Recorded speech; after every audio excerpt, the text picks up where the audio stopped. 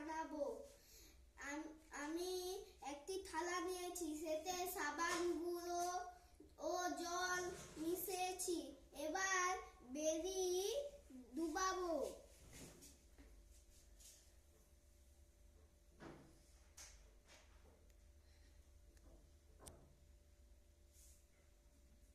তার উপর থেকে গাদার দেব। তার নিচ থেকে পেন্সিল দেব। দেখো নিচে যা